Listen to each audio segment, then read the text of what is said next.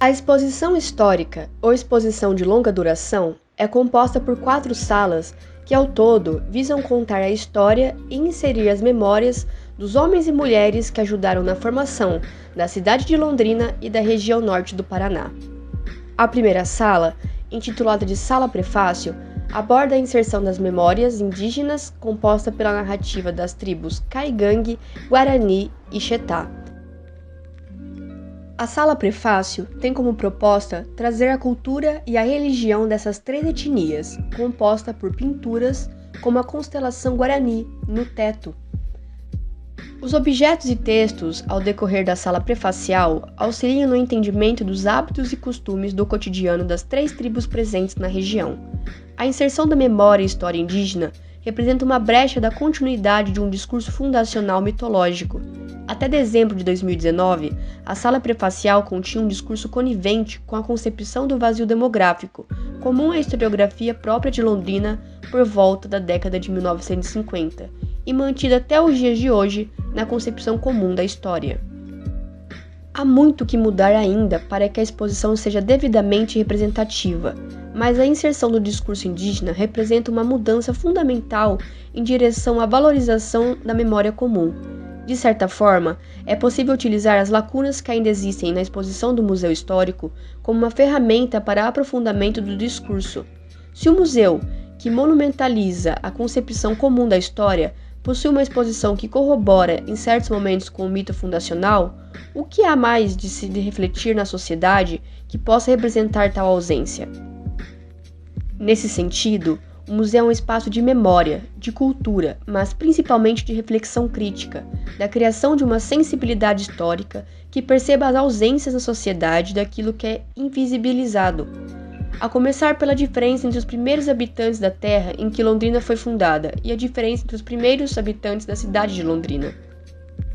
A primeira sala aborda o processo de reocupação das terras, representando os anos de 1920 e 1930, apresentando a Companhia de Terras Norte do Paraná, a chegada dos imigrantes, seus mecanismos de sobrevivências, o processo de desmatamento da mata para a construção de moradias e o contato destes homens com os povos nativos, que ocasiona a mescla de culturas representada através do cenário da Casa de Palmito, ou também chamada de Casa do Pioneiro, que contém objetos indígenas no seu interior. O uso da madeira representou a primeira forma de trabalho manual da região. A derrubada da mata possibilitou o alargamento dos domínios da cidade, mas também a matéria-prima fundamental que construiria as primeiras casas e estabelecimentos. Com isso, o contrapeso inevitável. A derrubada massiva de árvores e o desmatamento de espécies nativas da região, como a própria peroba rosa, em perigo de extinção após servir de matéria para móveis a habitações de pioneiros abastados. Também, o comércio representado pela marcearia foi fundamental para a sociedade, pois provia as ferramentas do trabalho, da manutenção da casa e do bem cotidiano. As próximas 2 salas da exposição abordam o desenvolvimento e o crescimento rápido e intensivo da cidade de Londrina, que, para atender às necessidades da população, ocasionou a modernização da cidade e o surgimento de novas profissões.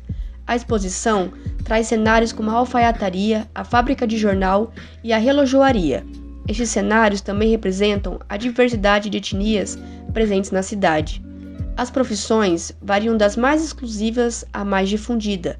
É possível conhecer as ferramentas de quem trabalhou como fotografias, alfaiataria, odontologia, medicina, construção civil, estética e comunicação. As etnias provindas das mais de 33 nacionalidades, só nos primeiros anos estão representadas nas vitrines laterais da sala, com a presença de porcelana e ornamentos japoneses, pratos da Europa, um narguilé árabe, entre outros. Com a adição da identidade indígena à exposição, vestimenta dos habitantes originais da terra foram colocadas juntas. A última sala da exposição tem como intuito representar o auge e o declínio da cafeicultura e tudo que surgiu a partir dela, dos anos de 1950 até 1970. A modernidade é representada através das construções que seguem os preceitos da arquitetura moderna, como o cenário que representa a antiga estação ferroviária de Londrina, construída na década de 1950, para atender tanto à intensa movimentação de pessoas de Londrina quanto na região como um todo. O cenário da estação rodoviária de Londrina também atende esses preceitos de modernidade, uma vez que, com o avanço da urbanização, as ruas já estavam pavimentadas para a circulação de veículos. Vitrines com brinquedos, instrumentos musicais e fotos das primeiras escolas representam a cultura e educação da cidade. De certa maneira, essa sala representa um fenômeno além da representação diacrônica da experiência do tempo. A vitrine das religiões, da cultura popular, das comunicações e entretenimento em massa como a televisão, rádio e cinema, todos representam anseios e experiência das pessoas que viveram o passado da cidade. É importante ressaltar a presença, hoje, da experiência religiosa dos povos indígenas da região. Diferentemente da matriz católica representada tradicionalmente na vitrine, os indígenas contemplavam a habitação da aldeia para várias coisas: a comunhão espiritual, a educação comum e as reuniões gerais de sua sociedade. O último cenário da exposição tem como objetivo abordar a cafeicultura, que é representada pela Companhia Cacique de Café Solúvel, inaugurado no ano de 1959. De certa maneira, a história do comércio cafeeiro no Brasil do século XX se entrelaça com a história comercial do norte paranaense. Sua maior virtude até a década de 1970 foi a plantação dessa cultura, que era exportada ao mundo todo. A terra vermelha do norte do Paraná e do sul de São Paulo, uma amálgama de acúmulo de rochas basálticas decompostas ao longo de milhões de anos, contribui grandemente à fertilidade do solo, que ganhou notoriedade já na década de 1930, aparecendo como fator principal nas propagandas da Companhia de Terras Norte do Paraná. Isso, aliado à ausência de formiga saúva nas plantações, atraiu muitos imigrantes que buscavam lucrar com as condições propícias da terra. No auge da exportação e comércio do café, por volta da década de 1960, Londrina ganhou a alcunha de capital mundial do café. Isso se espelha em locais simbólicos da cidade, que ganharam nomes que fazem alusão a esse comércio. O Cine Teatro Ouro Verde, o Estádio do Café, o Shopping Catuaí, o Bairro Cafezal, entre outros. Esse auge permitiu o crescimento exponencial da cidade, como fica claro pelo desenvolvimento urbano acelerado. Armínio Arquimedes Kaiser, engenheiro agrônomo e fotógrafo, documentou o uso incorreto das técnicas de plantação ao longo do estado durante o período. O principal fator que ameaçou a hegemonia da cultura cafeeira a partir da década de 1960 foi a erosão difundida em várias partes do estado, devido às más condições da terra e o plantio indevido dos pés de café. Armínio Kaiser documentou em fotografias os problemas que ocorriam nas plantações durante esse período, e parte desse acervo encontra-se inserido na base de dados online Pergamon. O desfecho se deu em 1975, quando uma geada muito forte assolou as plantações do norte do Paraná. O fenômeno ficou conhecido como geada negra e marcou a memória das pessoas que viveram o período. De maneira geral, a geada foi forte, de fato, mas era um tipo comum de ocorrência na região. Acontece que já haviam esforços somados para mudar a economia em direção a culturas de cultivo mais curto e que possibilitassem a automatização e o uso de agrotóxicos no campo. Após o café, veio a cultura do milho, trigo e da soja. O café, de maneira geral, figura ainda de maneira muito presente na mentalidade londrinense, seja nos nomes dos pontos importantes, seja na concepção da história da cidade. Além da exposição histórica ou exposição de longa duração, o Museu Histórico recebe exposições temporárias. Essas exposições são chamadas assim devido ao curto período de tempo em que ficam expostas no museu. No entanto, são exposições que dialogam com o todo do museu, que trazem temas do cotidiano, do presente e da modernidade. Para a exposição temporária, são separadas 3 galerias, que poderão ser utilizadas pelos artistas.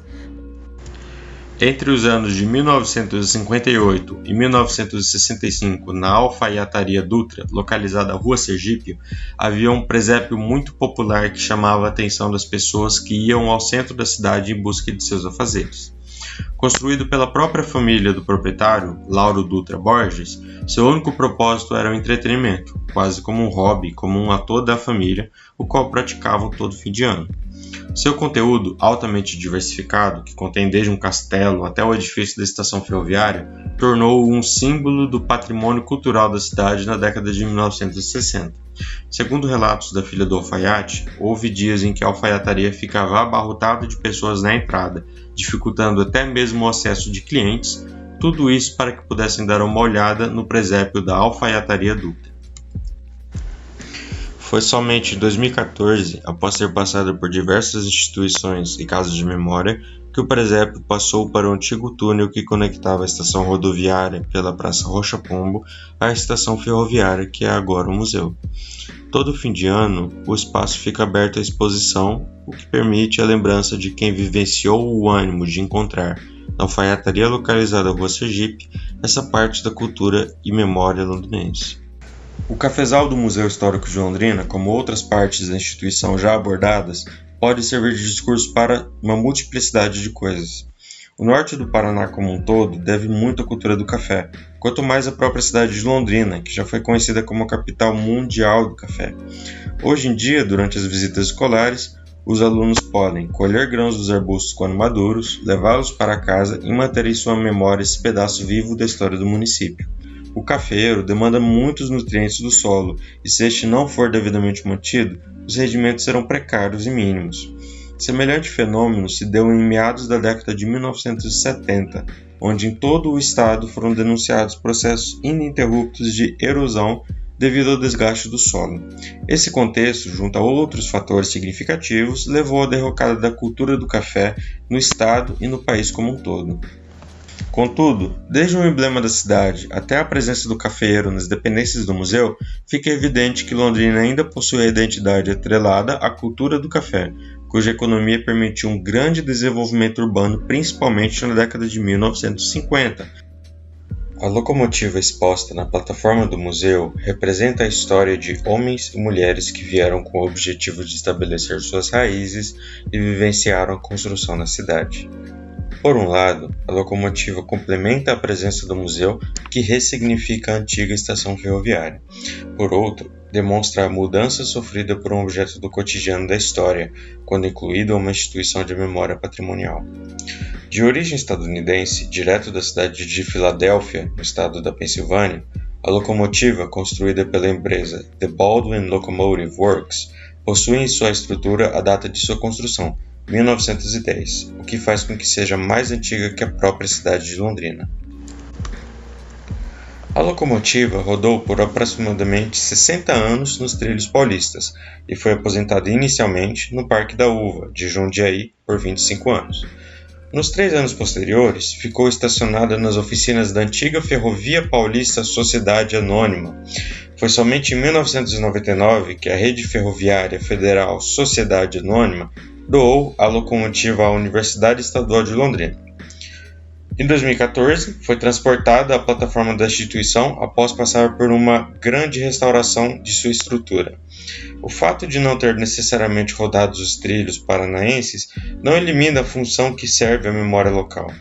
Por diversas vezes, visitantes que viveram as experiências do passado londrinense, também norte paranaense como um todo, se emocionam ao adentrar a locomotiva, compartilhando suas memórias com seus filhos e netos que os acompanhavam na visita ao museu. Esse é um aspecto fundamental da locomotiva no Museu Histórico de Londrina, que a relaciona a todo o acervo. Tudo aquilo que é doado à instituição passa a ter um novo significado, a partir do qual atribuímos sentido às experiências do passado. Passam a ser fontes históricas para criar as narrativas que convencionamos pelo nome de história.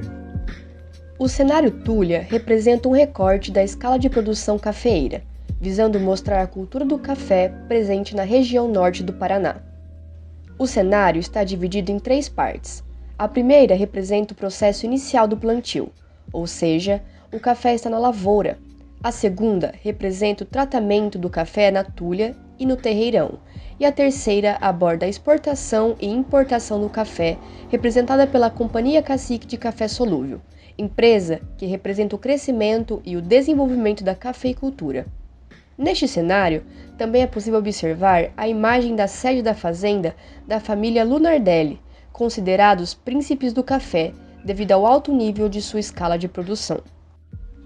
O primeiro barracão da antiga estação ferroviária de Londrina foi construído em 1935, mas, para atender o ideal identitário visado pela Companhia de Terras Norte do Paraná, a mentalidade da elite londrinense e a demanda de uma cidade em crescimento, passa por uma expansão em 1945. No entanto, encerra suas atividades em 1982. O Museu Histórico de Londrina Padre Carlos Vaz iniciou suas atividades em 1970, nos porões do Colégio Gussimas, por iniciativa de professores e estudantes do curso de História da Universidade Estadual de Londrina.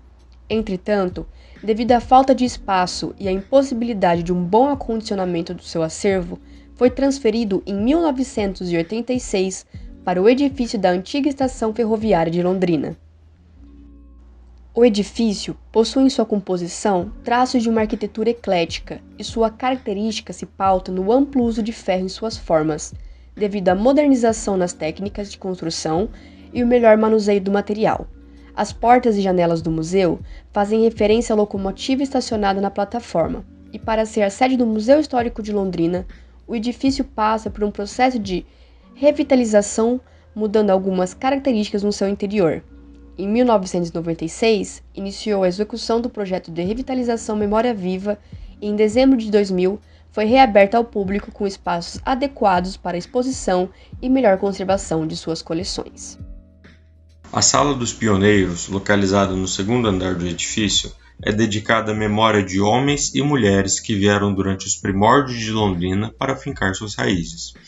Nessa sala, realizam-se reuniões gerais do próprio corpo de funcionários, mas também com autoridades e os visitantes do museu. A mesa onde ocorrem as reuniões foi doada pela Prefeitura Municipal de Londrina, que a utilizou para o mesmo propósito. Ainda conta com um armário de louças do Bazar Oba, da Rua Sergipe, um lustre de Salão Nobre da Associação Comercial e Industrial de Londrina e o relógio Torre da Rede Ferroviária Federal Sociedade Anônima. A sala foi revitalizada no ano de 2000 pela família Garcia Cid e conta com a presença do piano que era utilizado no auditório da Rádio Londrina. É significativo que a maior parte do acervo do museu seja constituída de doações da própria população.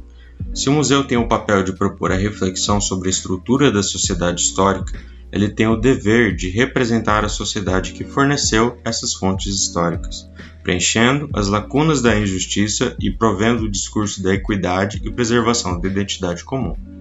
Isso se dá através do acervo, que é preservado e acomodado pela instituição.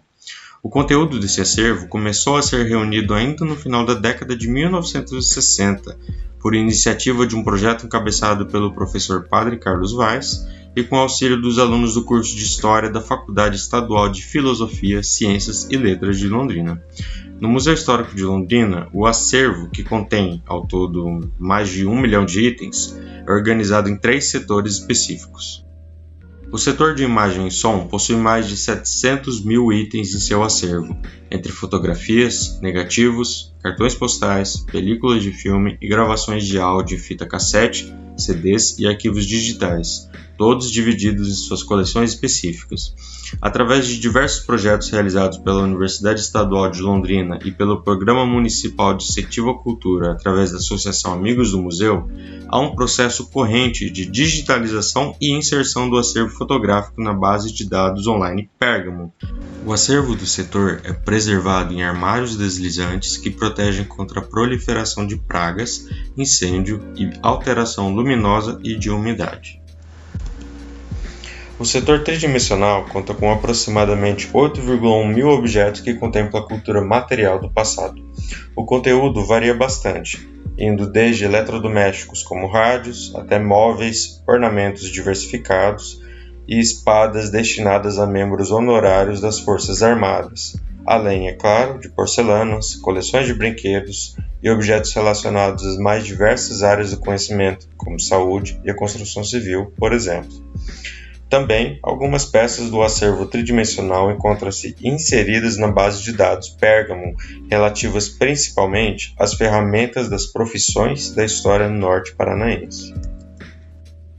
O setor da biblioteca e documentação possui 250 mil documentos, dentre eles escrituras, cartas, título de eleitor, recibos, agendas topográficas, agendas pessoais, listas telefônicas, certidões de casamento, certidões de nascimento. Também possui 2.595 livros e 2.138 títulos, 497 periódicos e 12.510 fascículos.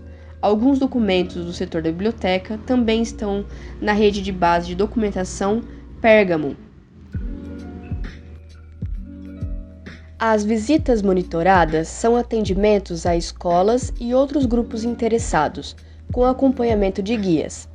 As monitorias fazem parte da ação educativa e têm como objetivo tornar o museu um espaço de mediação, de reflexão e criticidade, proporcionando ao visitante refletir através do acervo museológico as especificidades presentes nas memórias e identidades que formam a sociedade.